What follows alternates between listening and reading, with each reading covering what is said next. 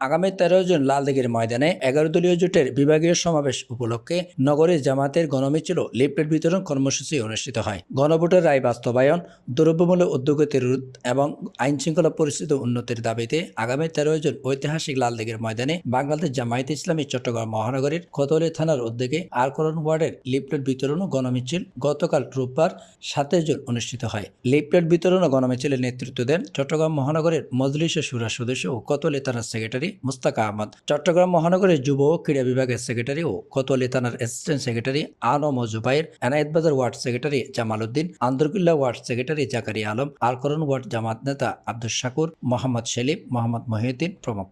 গণমিছিলটি 3 ফুল থেকে শুরু হয়ে আমতল নিউ মার্কেট মোড় হয়ে নূর চত্বরে এসে শেষ হয়।